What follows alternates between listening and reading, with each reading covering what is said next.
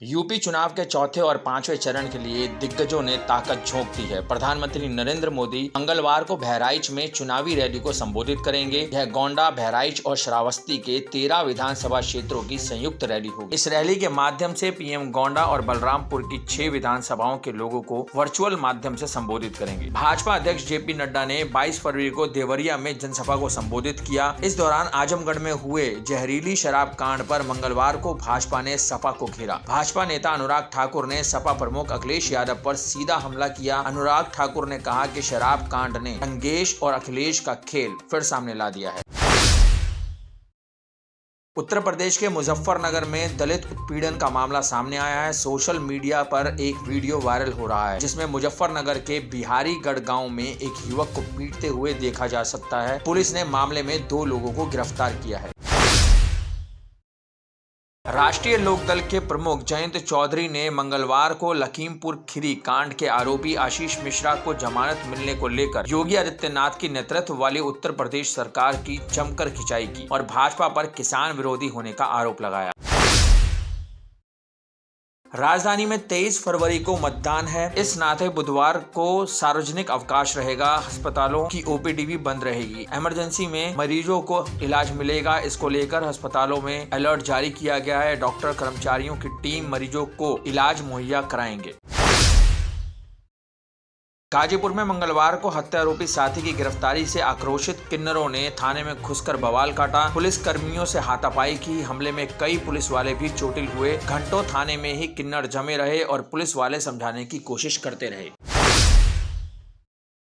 लखनऊ के गोमती नगर स्थित निजी अस्पताल में इलाज के दौरान मरीज की मौत हो गई। परिवारजनों का आरोप है कि मौत के बाद बिल बढ़ाने के लिए शव को बेड पर लेटाए रखा गया। परिवारजन जब वार्ड में जबरन दाखिल हुए तो मरीज का शव देखा। शव काला पड़ चुका था। परिजन शव ले जाने लगे तो स्टाफ ने बकाया भुगतान मांगा। भुगतान के अभाव में शव देने से इनकार कर दिया। परिवारजनों ने हंगामा शुरू कर दिया। मौके पर पहुंची पुलिस पीड़ित परिवारजनों को शव दिलाया, तब जाकर हंगामा शांत हुआ। उत्तर प्रदेश विधानसभा चुनाव के तहत प्रयागराज, गोरखपुर और वाराणसी में होने वाले मतदान से पहले किसान नेता राकेश टिकैत और संयुक्त किसान मोर्चा के अन्य नेता इन जिलों का दौरा करेंगे। भारतीय किसान संघ के प्रभावशाली राष्ट्रीय प्रवक्ता राकेश टिकैत ने यह जानकारी सोशल मीडिया पर शेयर की। आजमगढ़ में जहरीली शराब से 5 लोगों की मौत हो चुकी है और 45 लोग बीमार हैं। केंद्रीय मंत्री अनुराग ठाकुर ने 10 लोगों की मौत की बात कही है। पुलिस ने पूर्व सांसद और फूलपुर से सपा प्रत्याशी रमाकांत यादव के रिश्तेदार रंगेश यादव सहित 5 पर मुकदमा दर्ज कर जांच में जुटी है। रंगेश के ही नाम पर ठेका है। रंगेश सपा प्रत्याशी रमाकांत यादव की बहन का नाती लगता है। रमाकांत की बहन शांति की बेटी उषा का बेटा है। घटना के बाद हुई छापेमारी में ठेके से नकली दारू भी बरामद की गई। विधानसभा के चौथे चरण का चुनाव प्रचार खत्म होने के बाद गृह मंत्री अमित शाह सोमवार को बनारस पहुंचे। यहां पार्टी पदाधिकारियों के साथ बैठक में पूर्वांचल का चुनावी रण जीतने की रणनीति बनाई। 5वें, 6वें व 7वें चरण वाली हर सीट के मतदाताओं को साधने के लिए उन्होंने चुनाव प्रचार के तरीकों पर मंथन किया। कहा कि प्रधानमंत्री नरेंद्र मोदी के संसदीय क्षेत्र वाराणसी सहित आसपास जिलों में हुए विकास कार्यों को मुद्दा बनाएं। काशी विश्वनाथ धाम और अयोध्या में राम मंदिर निर्माण के जरिए विरासत बचाने का संदेश भी दें। उन्होंने पूर्वांचल में माफियावाद और आतंकवाद के खिलाफ केंद्र व प्रदेश सरकार के फैसलों को आम जन के बीच पुरजोर तरीके से रखने पर जोर दिया। गोरखपुर के पिपराइच इलाके में एक शख्स 10 साल तक अपनी सगी बड़ी बेटी के साथ कुकर्म करता रहा। अब उसकी बुरी नजर छोटी बेटी पर थी। इसकी भनक मां और बेटी को लगी तो उन्होंने एक अन्य लड़के को मिलाकर उस शख्स की हत्या का खौफनाक कदम उठा लिया। नशे की हालत में सो रहे एक शख्स को गला दबाकर मार डाला। फिर तीनों ने गड्ढा खोदकर उसे दफना दिया। दफनाने से पहले ईंट से सिर भी कूंच दिया ताकि आसानी से उसकी पहचान ना हो सके, लेकिन कुत्तों की वजह से लाश जमीन से बाहर आ गई और पुलिस ने सर्विलांस टीम की मदद से हत्या की गुत्थी सुलझा ली।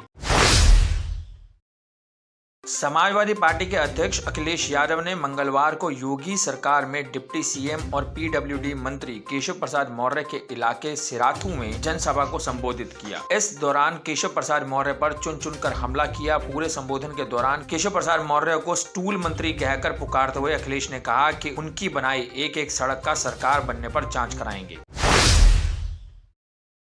उत्तर प्रदेश विधानसभा चुनाव में अपने प्रत्याशियों के लिए प्रचार में जुटे दिल्ली के मुख्यमंत्री अरविंद केजरीवाल ने मंगलवार को संत कबीर नगर के खलीलाबाद में जनसभा की और योगी सरकार पर जमकर हमले किए। दिल्ली में मुफ्त बिजली, सरकारी स्कूल और अच्छे अस्पतालों को लेकर दावे करते हुए केजरीवाल ने यूपी में भी आम आदमी पार्टी को जितवाने की अपील की। इस दौरान उन्होंने ये भी कहा कि कोरोना काल में हुई मौतों और बद इंतजामी ने दुनिया में भारत का शर्म से मुंह नीचा कर दिया।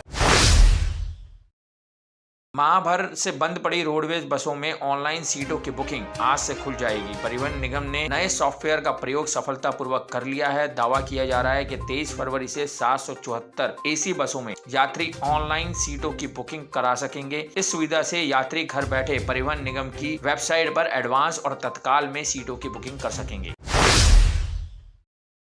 सदर बाजार क्षेत्र में जीटीबी स्कूल के सामने मंगलवार दोपहर को स्कूली बच्चों से भरा टेम्पू सड़क पर पलट गया। टेम्पू चालक ने एक बच्चे को बचाने के प्रयास में कट मारा। इसके कारण टेम्पू का बैलेंस बिगड़ गया और पहिया डिवाइडर पर चढ़ने के कारण टेम्पू पलट गया। जनपद में विधानसभा चुनाव के मतदान पर जिला प्रशासन द्वारा कोविड नियमों का पालन कराने के लिए सभी सुविधाएं दी गई, लेकिन यहां मतदाताओं को 2 गज की दूरी का पालन नहीं कराया गया। जबकि देर शाम को चुनाव संपन्न होने के बाद स्ट्रांग रूम पर पहले ईवीएम जमा करने की होड़ में अधिकारी कर्मचारी कोविड नियमों को पूरी तरह से भूल गए। अधिकांश के चेहरों पर मास्क नहीं था और 2 गज की दूरी का पालन तो इनसे कोसों दूर रहा। ऐसी और भी रोचक और दिलचस्प खबरें जानने के लिए आप विजिट कर सकते हैं हमारी वेबसाइट www.prsdnews.in। लिंक डिस्क्रिप्शन में दिया हुआ है, अभी जाएं और विजिट करें हमारी वेबसाइट www.prsdnews.in।